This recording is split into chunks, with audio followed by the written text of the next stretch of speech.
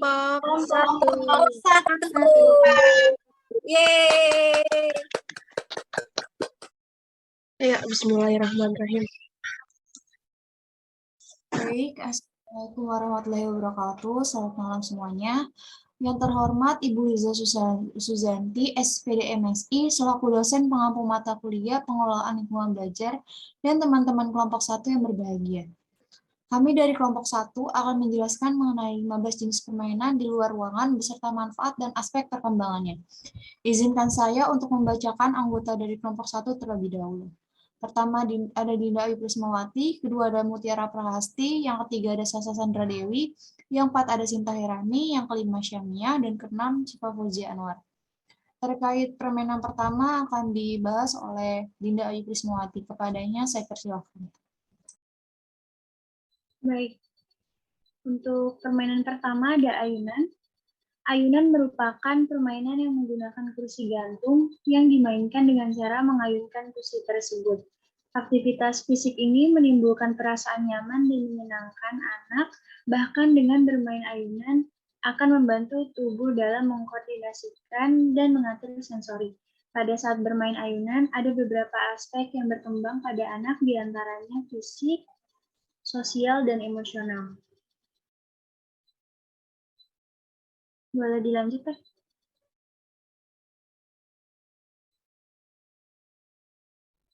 Manfaat bermain ayunan diantaranya untuk fisik, yaitu mendorong anak untuk melakukan kegiatan di luar ruangan, outdoor yang bisa melibatkan semua otot dan membakar kalori. Dan untuk aspek sosial, bermain ayunan bisa menghilangkan stres, mengajarkan anak untuk berinteraksi dengan anak-anak lain, serta memberikan kesempatan kepada orang tua untuk mengajarkan anak supaya menghargai dan mencintai alam. Dan untuk emosionalnya, ayunan merupakan permainan yang bebas dan tidak terstruktur. Hal ini memberikan kesempatan kepada anak yang bermain untuk menikmati dan menjadi dirinya sendiri. Berayun-ayun memberi mereka waktu dan kesempatan untuk berimajinasi dan berkreasi. Selanjutnya akan dibacakan oleh rekan saya.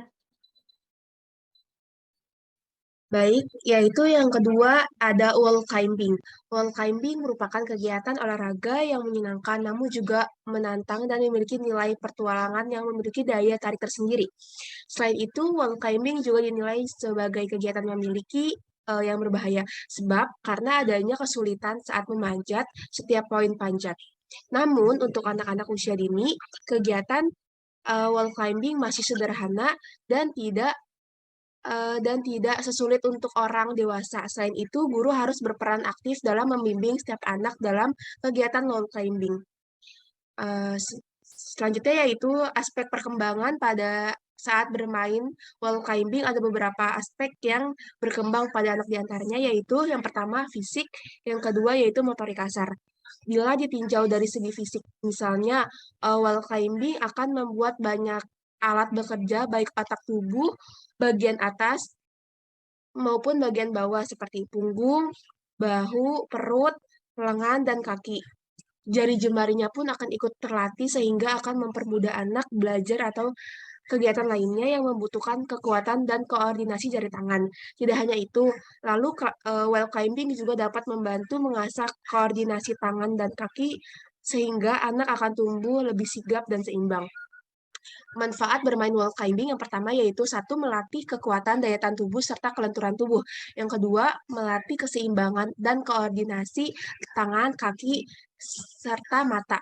Yang ketiga yaitu membangun keberanian dan kepercayaan diri. Yang keempat yaitu mengasah kemampuan perencanaan dan problem solving. Yang kelima yaitu membangun komunikasi dan kemampuan mendengar. Yang terakhir yaitu stress relief, serta menyalurkan kelebihan energi bagi anak. Permainan yang ketiga yaitu jaring laba-laba. Jaring laba-laba adalah permainan memanjat tali yang dijalin membentuk jaring laba-laba. Jaring laba-laba kelihatan sederhana, namun memerlukan ketepatan perhitungan untuk menentukan letak pijakan kaki, kesabaran, sekaligus kecepatan. Aspek perkembangan pada saat bermain jaring laba-laba, ada beberapa aspek yang berkembang pada anak diantaranya. Yang pertama yaitu ada fisik, yang kedua motorik. Jika anak banyak bergerak, maka akan semakin banyak manfaat yang diperoleh dan anak akan semakin terampil dalam menguasai gerakan motoriknya. Sedangkan manfaat bermain jering laba-laba yaitu 1. Menumbuhkan daya semangat, 2. Menumbuhkan keseriusan, 3. Menumbuhkan ketelitian, 4. Menumbuhkan kekompakan tim, dan kelima, membutuhkan kedisiplinan. Dan yang terakhir, membimbing anak-anak untuk belajar disiplin. Selanjutnya akan dijelaskan oleh rekan saya, Sinta Cairani. Baik, terkait permainan nomor 4 yaitu perosotan. Perosotan di sini merupakan salah satu mainan yang paling sederhana dan paling mudah dilakukan oleh anak. Perosotan sendiri adalah contoh permainan yang dikenal sebagai bidang miring. Lalu pada saat anak bermain perosotan, ada beberapa aspek yang berkembang, diantaranya aspek fisik. Terkait aspek fisik, bermain perosotan dapat melatih perkembangan otot kaki anak karena bermain perosotan ini anak akan lebih banyak berjalan, menaiki tangga sebelum si anak meluncur ke bawah. Dan dengan demikian perosotan juga memiliki manfaat untuk pertumbuhan fisik anak. Lalu yang B ada aspek sosial emosional. Terkait aspek sosialnya, pada saat anak bermain perosotan, perhatikan bagaimana cara anak bermain perosotan. Anak akan banyak bertanya di awal, tak jarang juga anak akan bercerita tentang apa yang dialami ketika bermain perosotan. Juga ketika anak bermain perosotan bersama teman-temannya, perhatikan bagaimana anak dapat bergantian bermain dengan teman-temannya. Hal inilah yang akan melatih pertumbuhan jiwa sosial anak di masa yang akan datang. Lalu terkait aspek emosionalnya, pada saat bermain perosotan, emosional anak akan berkembang dengan sendirinya. Orang tua dapat memperhatikan tingkah laku anak ketika bermain perosotan, apakah dia menangis, marah, atau tertawa. Saat itulah yang perlu kita perhatikan, karena apabila anak menangis ketika jatuh, tinggal bagaimana kita mengarahkan anak, bagaimana bersikap ketika jatuh, lalu itulah peranan bermain perosotan bagi perkembangan emosional anak. Lalu terkait manfaat dari permainan perosotan itu sendiri, yang pertama, melatih keseimbangan tubuh anak. Kedua, melatih kelenturan tubuh anak. Ketiga, melatih keberanian anak. Keempat, mengajari anak untuk antri. Dan kelima, mengoptimalkan tumbuh kembang anak, salah satunya motorik kasar. Lalu permainan yang kelima ada jungkat-jungkit. Nah, jungkat-jungkit sini adalah sebuah permainan di mana papan panjang dan sempit berporos di tengah sehingga di saat salah satu ujungnya bergerak naik, maka ujung yang lain bergerak turun. Ada beberapa aspek yang berkembang ketika anak bermain jungkat-jungkit, diantaranya pertama ada aspek fisik motorik. Aspek fisik motorik di sini yaitu melatih motorik kasar anak. Anak dilatih untuk menggerakkan kaki dan tubuhnya untuk menggerakkan papan jungkat-jungkit untuk bisa naik dan turun. Dan permainan ini membutuhkan tenaga fisik dan gerakan-gerakan tubuh pada anak, dan disitulah motorik anak dapat terlatih. Terkait fisiknya, melatih otot kaki saat kedua kaki bekerja, mendorong agar jungkat-jungkit naik dan menahan saat turun agar tidak membentur permukaan tanah. Lalu yang B ada aspek sosial emosional. Sosial emosional di sini yaitu melatih keberanian intrapersonal. Main jungkat-jungkit dapat melatih keberanian anak untuk bermain jungkat-jungkit. Pada permainan ini membutuhkan keberanian pada setiap anak. Lalu ada kerjasama, karena permainan ini harus dimainkan oleh sedikitnya 2 orang yang saling bekerja sama menggerakkan papan untuk naik ataupun turun. Lalu terkait C, aspek kognitifnya di sini pada anak, saat bermain anak akan mengkoordinasikan pengetahuannya yang telah ia dapatkan dari melihat teman-teman di sekitarnya.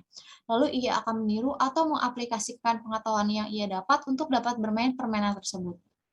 Lalu untuk permainan yang keenam ada terowongan. Nah, terowongan di sini adalah permainan yang biasanya terbuat dari 2 buah drum ya, yang dibentuk seperti terowongan asli. Dan permainan terowongan ini bermanfaat untuk melatih gerakan tangan dan kaki anak, serta melatih ketertiban dan keseimbangan. Di sini ada beberapa aspek yang berkembang ketika anak bermain permainan terowongan, yaitu aspek sosial emosional. Aspek sosial emosional sendiri di sini yaitu berani. Seperti yang kita ketahui, suasana di dalam terowongan kan cukup menyeramkan bagi anak-anak karena agak gelap dengan sumber cahaya yang hanya berasal dari ujung-ujung terowongan.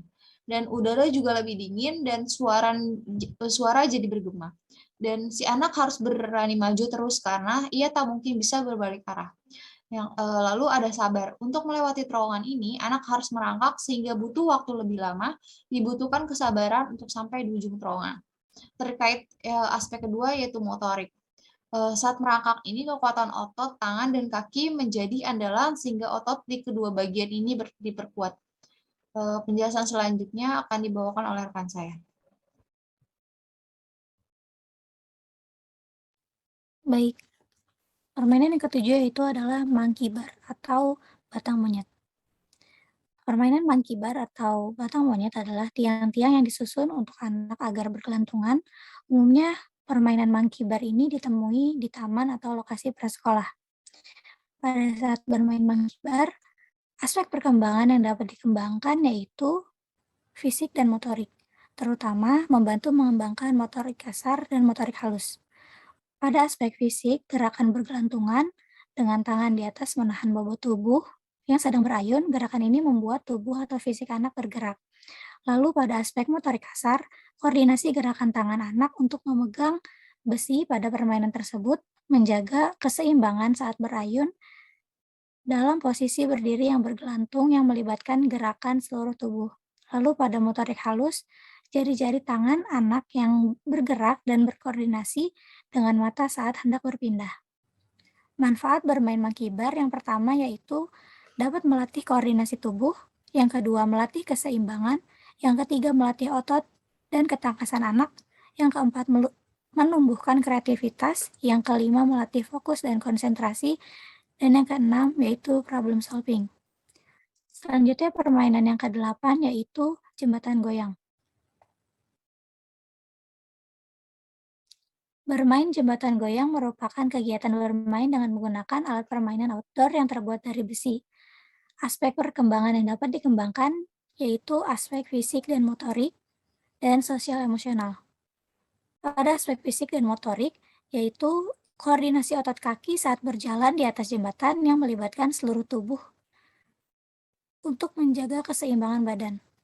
Lalu pada aspek sosial emosional, anak akan berjumpa dengan anak-anak yang lainnya yang akan terjadi sebuah interaksi. Pada saat itu, anak akan bertoleransi dan bersabar untuk mengantri dalam permainan tersebut.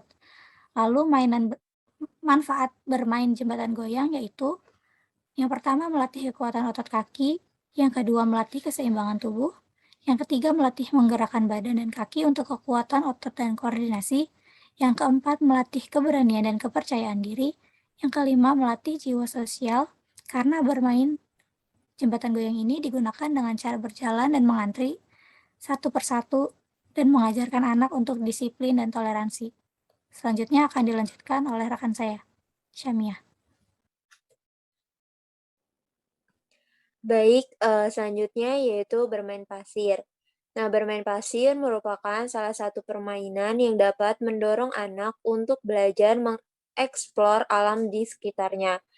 Nah, pada saat bermain pasir ada beberapa aspek yang berkembang pada anak. Nah, di antaranya yaitu ada motorik halus anak. Nah, karena pada saat bermain pasir, anak-anak itu akan menggunakan jari-jari tangannya untuk membentuk pasir menyerupai benda yang diinginkan menggunakan wadah. Yang kedua yaitu sensori motor anak. Karena pada saat bermain pasir, anak melibatkan indera perabanya. Anak bisa membedakan tekstur pasir yang basah dan kering, halus dan kasar. Nah, selanjutnya yaitu kognitif anak. Nah, pada saat bermain pasir, itu dapat menstimulasi kreativitas anak. Saat anak-anak bermain pasir, akan muncul ide atau gagasan di dalam pikiran anak untuk membentuk pasir sesuai dengan bentuk benda yang diinginkan. Nah, di sini akan muncul kreativitas dalam diri anak dan bermain pasir juga dapat melatih daya imajinasi anak. Anak dapat membentuk pasir menyerupai bentuk tokoh idola, mainan, atau bentuk-bentuk yang mereka imajinasikan. Dari sini dapat dilihat bahwa dengan bermain pasir dapat mengembangkan aspek kognitif pada anak. Selanjutnya yaitu manfaat bermain pasir.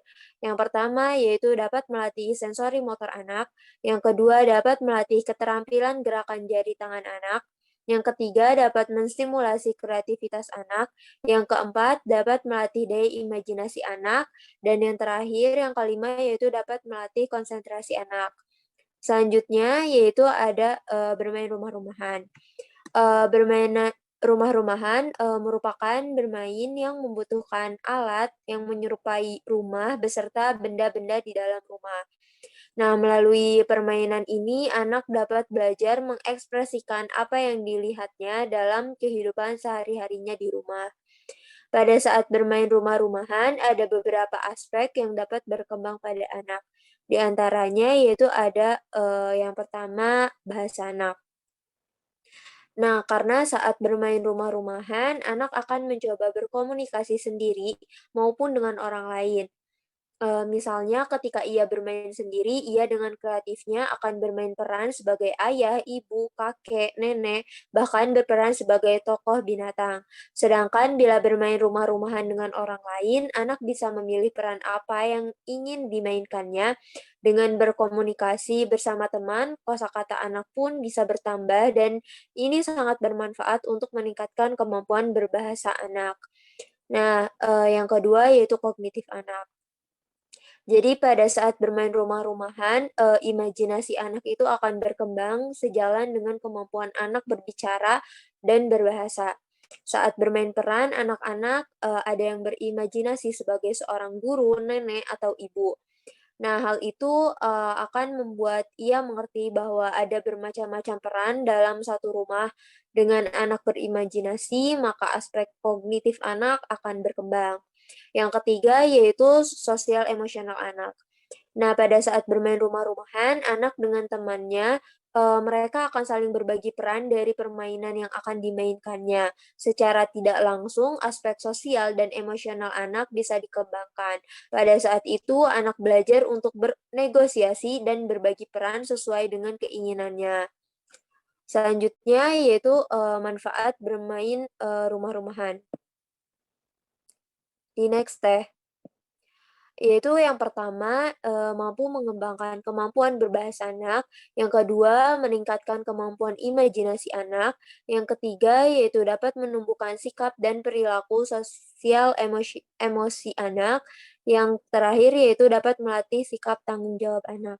Selanjutnya akan dijelaskan oleh Dinda.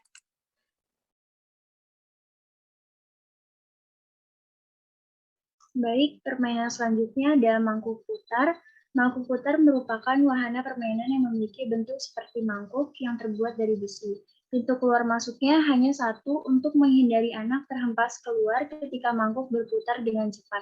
Mainan ini melatih motorik kasar, bodily kinesthetic, keseimbangan tubuh, melatih kecerdasan spasial anak saat mengemudikan kemudi, dan imajinasi. Ketika anak memainkan permainan ini, aspek yang berkembang yaitu yang pertama fisik motorik. Terkait aspek fisik motorik, dengan mangkuk putar, anak diminta untuk menggerakkan setir yang menjadi kendali atau kemudi untuk memutar mangkuk tersebut dengan tangannya, di mana hal tersebut bisa menjadi salah satu upaya dalam mendorong perkembangan fisik motorik anak. Yang kedua ada kognitif. Dengan memainkan mangkuk putar, aspek perkembangan kognitif anak juga secara tidak langsung berkembang sebab anak dapat berimajinasi ketika memainkan mangkuk putar. Yang ketiga ada sosial emosional. Mangkuk putar yang bisa memuat banyak anak bisa menjadi sarana untuk memperkuat hubungan sosial dengan teman. Mangkuk putar bisa memuat banyak anak untuk bermain, sehingga bermain mangkuk putar bisa juga dijadikan anak sebagai sarana memperkuat hubungan sosial dengan teman. Kemudian ada manfaat dari wahana mangkuk putar, yaitu yang pertama, boleh di slide teh, dapat melatih keberanian anak, yang kedua melatih keseimbangan anak, yang ketiga melatih anak agar dapat bekerja sama, yang keempat melatih kemandirian anak, dan yang terakhir juga dapat melatih kreativitas anak. Berikutnya ada permainan balok titian. Permainan ini merupakan mainan yang berbentuk papan persegi panjang yang diberi penyangga. Sekilas permainan ini tampak seperti kursi kayu panjang biasa, namun papan titian juga kaya akan manfaat untuk tumbuh kembang. Aspek yang berkembang pada anak ketika memainkan permainan ini yaitu fisik motorik. Dengan permainan ini, anak memperoleh keterampilan dan pola gerakan yang dilakukan anak untuk mengendalikan tubuh, yaitu dengan mengkoordinasikan keseimbangan ketika menaiki balok titian. Kemudian ada manfaat dari permainan balok titian. Boleh di slide teh? Selain fisik motorik, permainan ini juga mampu mengembangkan kemampuan lain seperti yang pertama melatih keseimbangan tubuh, keberanian, dan percaya diri. Yang kemudian ada sejalan dengan perkembangan kognitif, anak juga mengoperasikan kemampuan kognitif untuk memikirkan agar tidak jatuh. Kemudian yang terakhir, aktivitas permainan ini bertujuan mengembangkan, menumbuhkan, mengasah kepekaan, kepedulian anak untuk menunjang moral dan nilai-nilai yang berlaku universal. Slide selanjutnya akan dibacakan oleh rekan saya.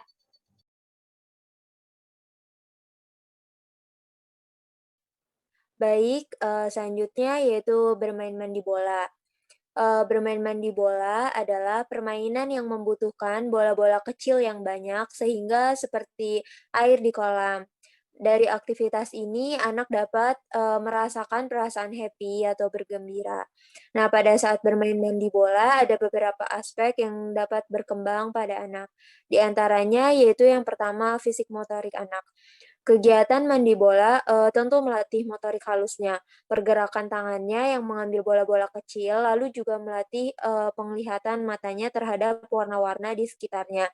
Dan juga mandi bola mampu melatih motorik kasar anak karena saat mandi bola si kecil akan berlompat, berlari, dan menaiki tangga. Dan semua organ tubuhnya itu bekerja. Nah, yang kedua yaitu sosial emosional anak. Karena di kolam bola yang luas, tentu anak tidak bermain sendiri. Pasti ada anak lain yang juga ikut dan senang mandi bola. Nah, disinilah anak bisa berinteraksi dan bersosialisasi dengan teman seusianya, bahkan yang baru ia temui sekalipun. Mereka akan bermain bersama dan berbagi bersama di kolam bola tersebut. Yang ketiga yaitu kognitif anak.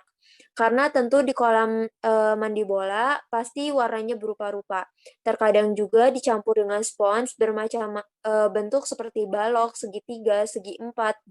Jadi mampu membuat anak untuk belajar mengenal bentuk persegi dan macam-macam warna yang ada. Dengan permainan ini, anak dapat mengembangkan aspek kognitifnya. Selanjutnya yaitu manfaat dari bermain mandi bola. Yang pertama yaitu dapat melatih motorik halus anak, yang kedua dapat melatih motorik kasar anak, yang ketiga sebagai media pengenal bentuk dan warna, dan yang terakhir yaitu anak mampu bersosialisasi dengan anak lain melalui bermain mandi bola. Selanjutnya akan dijelaskan oleh Sasa Sandra Dewi. Selanjutnya ada tangga majemuk. Tangga majemuk adalah alat permainan yang sangat disukai oleh anak-anak sekolah. Mainan ini terbuat dari besi yang kuat membentuk segi empat. Pada saat bermain tangga majemuk, ada beberapa aspek yang berkembang pada anak diantaranya. Satu itu fisik motorik anak, yaitu melatih otot-otot tangan dan kaki anak, dan melatih keseimbangan. Yang kedua, kognitif. Dari permainan ini, terdapat beberapa warna di setiap tangganya, jadi mampu membuat anak belajar mengenal macam-macam warna. Maka dari itu, permainan ini mampu mengembangkan aspek kognitif anak. Yang ketiga yaitu sosial emosional, melatih keberanian dan kesabaran anak. Lalu ada manfaat dari bermain tangga majemuk. Next deh. Yang pertama itu melatih otot-otot anak, yang kedua melatih keseimbangan, ketiga melatih konsentrasi, keempat melatih keberanian, kelima melatih kemandirian. Biasanya anak-anak akan menghabiskan waktu bermainnya di sini. Selanjutnya ada tangga pelangi. Tangga pelangi adalah sejenis permainan yang didesain mirip jembatan yang melengkung dan dihiasi oleh warna-warni terang dan mencolok. Permainan ini juga dikenal mampu melatih rasa percaya diri anak, apalagi jika dimainkan bersama teman-teman sebaya. Maka bisa membantu mengatasi anak yang terlalu pendiam dan tertutup sejak dini. Ada beberapa aspek yang berkembang pada anak, diantaranya satu itu fisik motorik, yaitu melatih keseimbangan anak. Permainan tangga pelangi ini melatih keseimbangan anak dalam hal gerak naik turun. Bentuk dari mainan ini akan merangsang gerak kinetik kaki dan paha yang disesuaikan dengan gerakan tangan yang bertumpu pada pegangan tangga. Yang kedua itu kognitif. Aspek kognitif yaitu dari permainan ini terdapat beberapa warna di setiap tangganya. Jadi mampu membuat anak belajar mengenal macam-macam warna.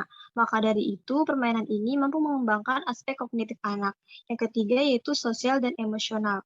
melatih emosional anak. Salah satu karakter anak yang perlu dibangun dan dikembangkan adalah emosional anak. Dalam permainan tangga pelangi ini diperlukan kehati-hatian dan perhitungan gerak kaki dan tangan, sehingga emosional anak harus stabil. Dengan permainan ini, emosional yang baik akan terbentuk dalam jiwa anak. Adapun manfaat dari bermain tangga pelangi yaitu 1. Dapat melatih keberanian anak. Yang kedua, melatih keseimbangan anak. Ketiga, melatih kekuatan kaki dan tangan anak. Keempat, melatih kemandirian anak. Kelima, melatih ketertiban kesabaran. Dan melatih mengenal warna. Selanjutnya saya kembalikan oleh moderator. Baik, terima kasih untuk teman-teman yang sudah menjelaskan. Saya akan membacakan kesimpulan dari presentasi kami. Jadi permainan outdoor atau bisa kita sebut APO outdoor adalah permainan yang sengaja dibuat dan dirancang secara khusus untuk kepentingan pendidikan, sekaligus alat permainan yang dirancang untuk tujuan meningkatkan aspek-aspek perkembangan anak usia dini. APE sendiri tidak harus bagus dan selalu dibeli toko, hasil buatan sendiri atau alat permainan tradisional pun dapat digolongkan sebagai APE asalkan memenuhi syarat untuk mengembangkan berbagai aspek perkembangan anak. Menarik dan dapat dimainkan dengan berbagai variasi, tidak mudah rusak dan dapat diterima oleh semua kebudayaan. Sampai di sini presentasi dari kami, kurang lebihnya mohon maaf. Assalamualaikum warahmatullahi wabarakatuh.